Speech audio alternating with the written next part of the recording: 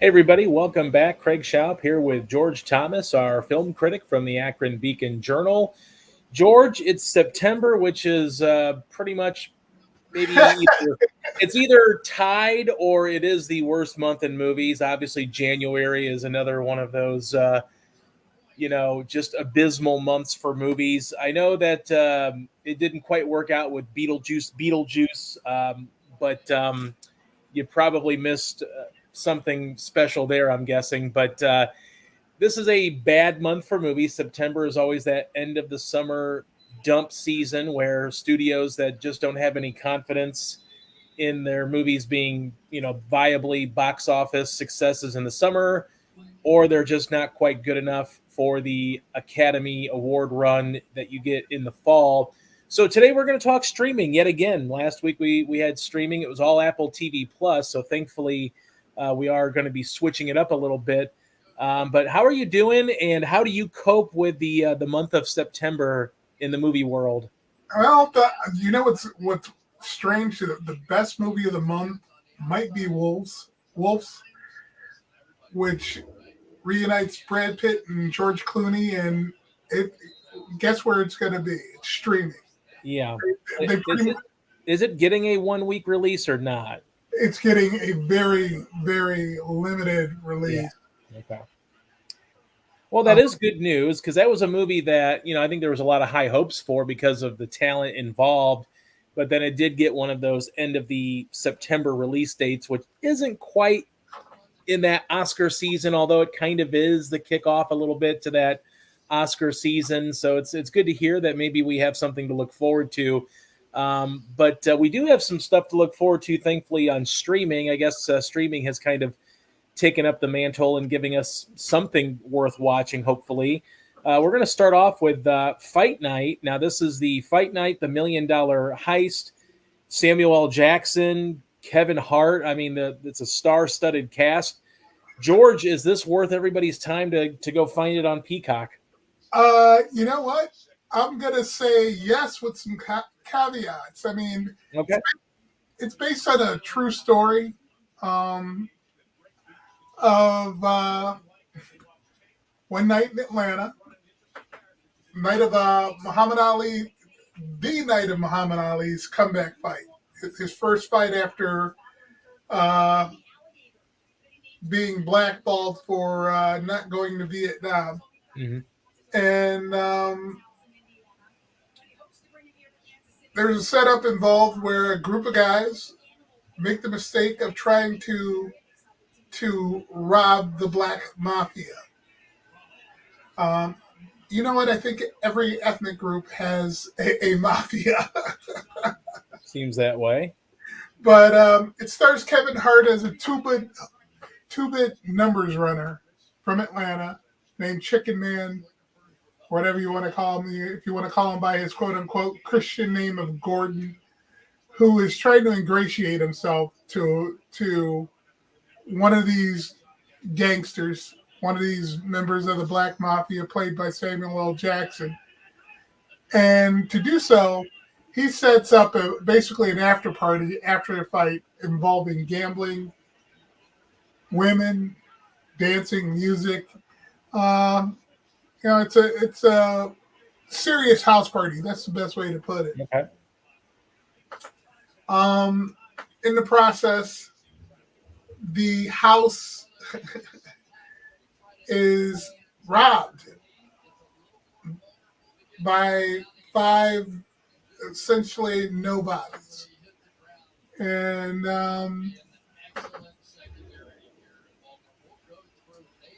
the reason I say yes with caveats is because this is one of those things that's all over the place. Mm. It's a drama, it's social commentary, and it's comedy. And it does some of everything okay and nothing really too well. What it has going for it is the performances. And Kevin Hart is Gordon Chickaman Williams. Very good.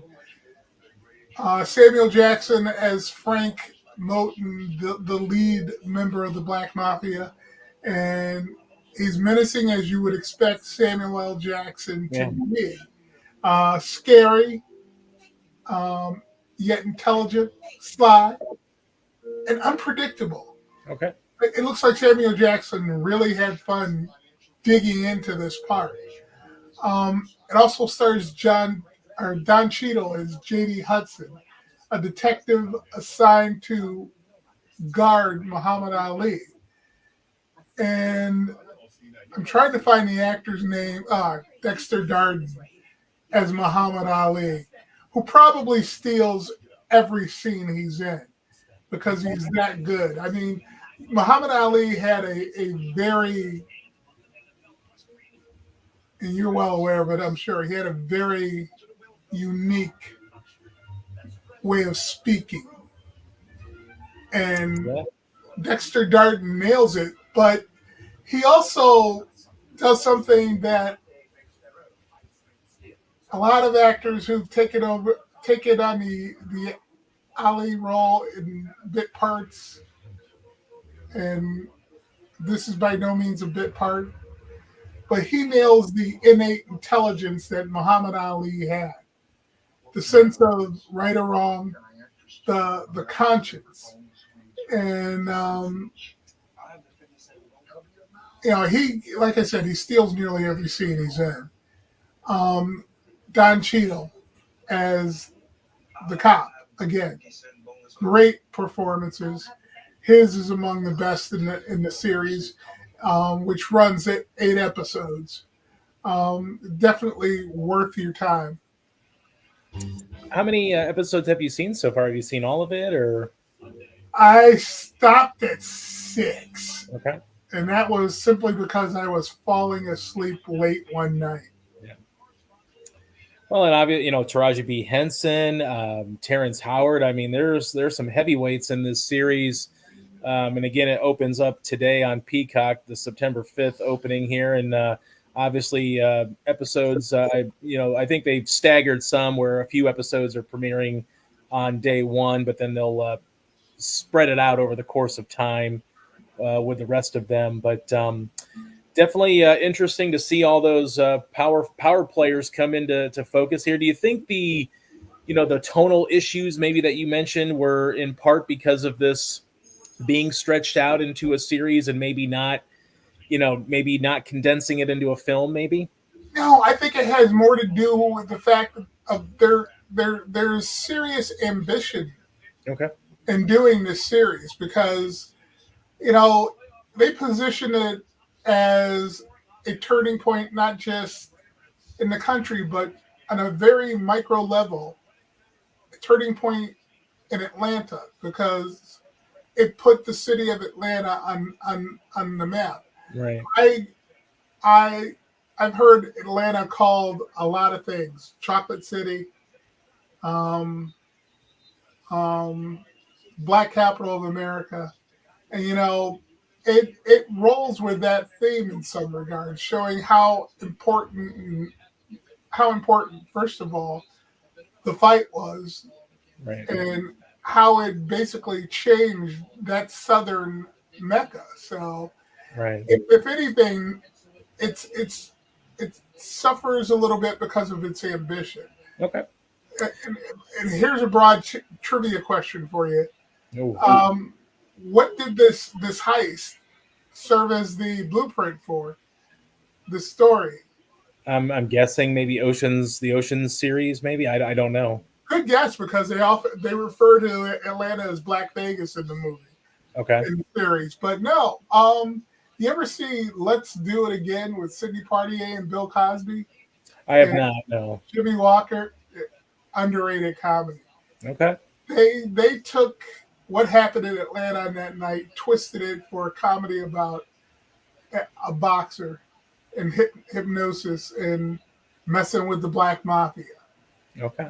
So, by all means, check it out if you get an opportunity. Definitely. Well, it's good to hear there's something to watch in this doldrum of a month with movies, although hopefully maybe something else people can watch is a returning series. This is Only Murders in the Building.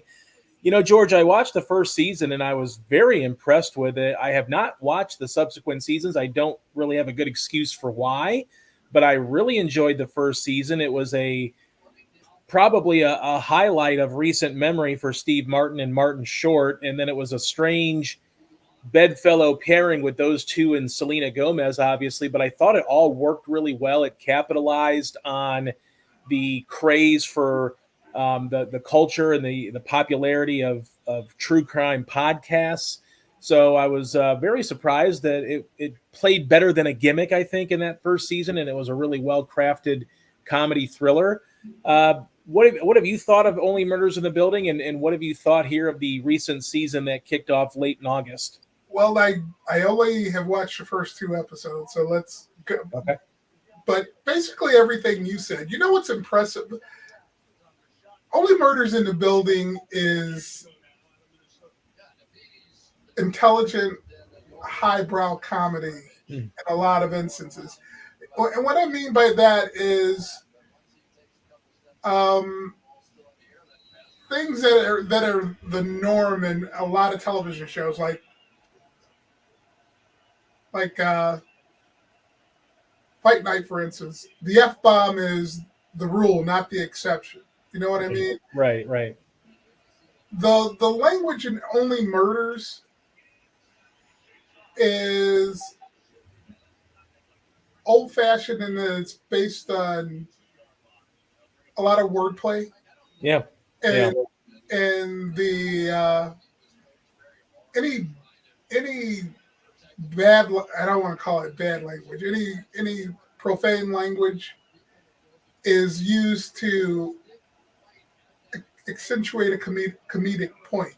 Mm-hmm. And I think that's more because of how Steve Martin has always conducted his comedy. And Martin Short is just going along for the ride. And you know what? It works in this day and age when everybody's expecting F-bombs galore. They're giving you something that you can chew on a slightly higher level. Sure. The stories are well crafted. They get A-list talent. We're talking like season 3, for instance, has Meryl freaking Streep in it. Right. So, when in the past has Meryl Streep done a freaking television series? Yeah. And she's back for season 4.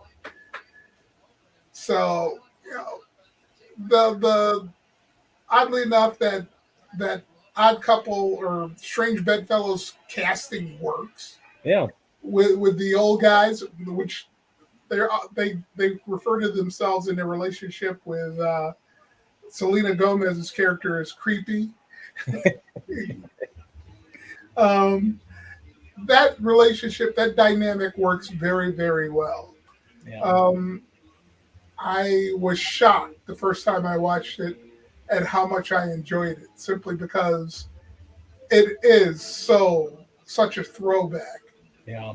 To, well, we won't call it 70s, but let's call it 80s, 90s comedy. Yeah. Operates firmly in that realm.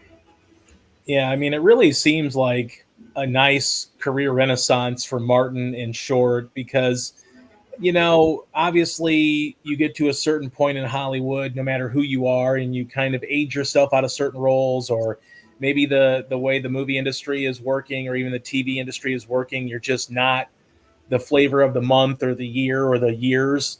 And I think that, Steve Martin really kind of being the catalyst for this show getting made, he should really be proud because I obviously I have not seen season 2 or 3, but like you said, getting people like Meryl Streep, Paul Rudd's come through. I will say I really loved Nathan Lane in season 1 playing against Type. Yeah, he was so fun playing against Type as the bad guy. But yeah, this is just a show that I'll probably get back into now that it's back out in the spotlight. But it's definitely been a really pleasant surprise. I think it was especially, you didn't really know what to expect. It's being, when it was first released on Hulu, you thought, well, maybe it might be something, maybe it'll be just garbage. And it wasn't. It was a lot of fun. And, obviously they've had subsequent seasons here and they've gotten the big stars. And it seems like the the train just keeps going down the tracks. Yeah, I don't think that train is stopping anytime soon. I mean, the show is that good.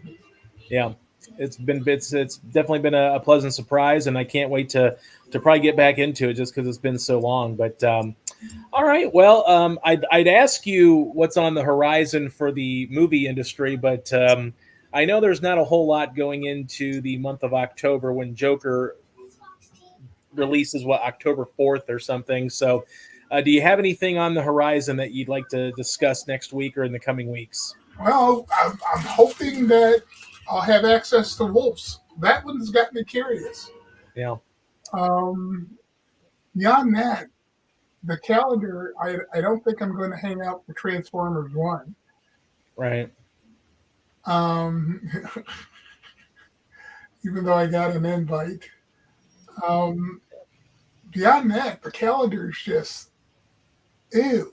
Yeah, it's a rough year. I mean, it's we're upon fall movie season, and there's just very few movies to get super excited about. And obviously, there might be some movies that come out of nowhere and really generate that Oscar buzz. But right now, it just seems like the industry was just gutted by the strikes last year, and you're just not, and you don't really see a lot of heavy hitters either. Like you don't see the Spielbergs or the Scorseses or those types of directors that really have like the decades of pedigree that you're expecting Oscar contenders from this year. So in some ways, I guess that could be a good thing where you get some new blood in those major categories, but it's also kind of, I think, maybe backing up the point that the season this year just doesn't look like it's going to be a great year for film. I don't know what you think, or maybe how you kind of view the fall slate, but it just seems like there's more hope rather than expectation at this point. You know, this time last year, you especially were all already talking about Oscar season. Yeah. I can't think of anything that I've heard any buzz on yet. Yeah. I think the biggest release that's probably like in my periphery is maybe Blitz from Steve McQueen, only because Steve McQueen has been a very reliable director for a number of years now. And I think that's got Oscar Beatty buzz all over it because it's a World War II period drama. So, and Steve McQueen is a well-respected director, but it just seems like it's few and far between going into this Oscar fall season. Yeah, I would have to agree with you. And, I forgot about Blitz. I'm looking forward to that. Yeah. But beyond that, there's really nothing on my radar. Nothing. Yeah. And this could, obviously we talked about Saturday this. night, maybe? Yeah. I mean, I heard good things coming out of, I think it was was it at Venice or Telluride that it did score pretty well with fans there. So it's possible, but I don't know. It just seems like it is one of those years where we're going to be trying to find 10 films as opposed to, weeding out 10 films. So we'll see how it goes. Obviously, I know Dune 2 is probably still in the driver's seat right now, which, that came out way in March. And, we're still probably thinking that might be a front runner right now for a lot of these categories because just we're not really seeing a lot of depth right now. So we'll see what happens. I mean, obviously, you don't want to judge it too prematurely, but it just seems like it doesn't look. I know last year you weren't as big of a fan of last year's releases as a totality, but I don't think we've got an Oppenheimer or even a Barbie in this kind of a year right now. No, we don't. And I'm gonna go out on a limb and say Saturday night might be a dark horse. Okay. For that consideration, only if Jason Reitman let his cast be his cast. You know what I mean? Yeah. All those interesting personalities on the first season of Saturday Night Live. If he can capture that moment, it may have just enough nostalgia and buzz to carry it through the end of the year. But beyond that, yeah, I did. At least there was stuff I was looking forward to last year. Yeah. Napoleon turned out to be a big old bomb, but I was right. looking forward to seeing it. You know what I mean? Yeah. Yeah. Well, there's always Megalopolis later this month, but the Cannes screenings did not go so well. So even Francis Ford Coppola's name probably doesn't have the same shine that it would Who? 30, 40. Yeah. Yeah. That's what everybody's saying nowadays. Well, I mean, when you're of a certain age, and I will say this, it has been a long time since Coppola has made anything relevant. So I think that just because it's Coppola doesn't mean it's going to be brilliant or what. It has a chance to be brilliant, obviously. But I think the problem people might have is the old guard maybe looks at it like, well, it's Coppola. He's made The Godfather. He's made Apocalypse Now. But then he's also made movies that no one knows about, cares about, or thinks they're terrible. So you just kind of wonder, at his age, has he kind of lost that ability? And also when you're making a movie by yourself, essentially, where you're the final cut, you do wonder if it's going to be, maybe it's better for even the best directors out there to have a little bit of editing and a little bit of, someone in their ear telling them that maybe this might not work so well. Here you go. The last movie I remember enjoying by Francis Ford Coppola was The Rainmaker. Yeah. And that's what, early 90s? 90s? 97. 97, okay. I did the junket for that movie. Okay. They held the junket at his winery, which will forever be a cool moment in my life. But that's the last thing I remember of his enjoying. Yeah. And it's not because it's a particularly great movie. It's a particularly entertaining movie. You know what I mean? You have to draw that distinction because you expect so much more from him. But he basically directed a paint-by-numbers legal drama. Yeah. And every director is entitled to do that. Spielberg's done it. Sure. So, but I enjoyed it. So there we go. But Yeah. that's the last thing. Yeah. And I don't know if you saw the weird, the official trailer that just dropped like last month sometime, where they had these fake critic reviews of his previous movies, like his brilliant, Apocalypse Now, The Godfather Part 2, where they're basically these critics are lambasting these, historically amazing movies that everybody would put in the pantheon of movie making. And they ended up being false. These critics did not say these bad things about his movies. So I think their idea was, hey, people hated his great movies, so they're going to obviously say bad things about this. So it felt very disingenuous, and it felt like, why don't you just admit that this is a mess of a movie and just let people, because I'm more intrigued now. Like, I would have been super intrigued if it was a masterwork by a great director, but now I'm probably more intrigued to see how big of a train wreck it is. So sell it like that. Like, say, hey, we got Adam Driver and we spent a lot of our money and we made a really weird movie and people are going to hate it and it's going to be divisive. Sell it like that. Don't do these fake critic reviews from decades ago that aren't real, because now people are wondering, that this is a dog crap movie, so why should we even care about it? Just admit it. Like, hey, I took a big swing for the fence and maybe I struck out. And any fair critic is going to give him props for taking a big swing, especially given, I don't want to play the age card, but how old is he? He's like, what, 90 or 88? Something like that? 90-something, 90? He's up there. Yeah.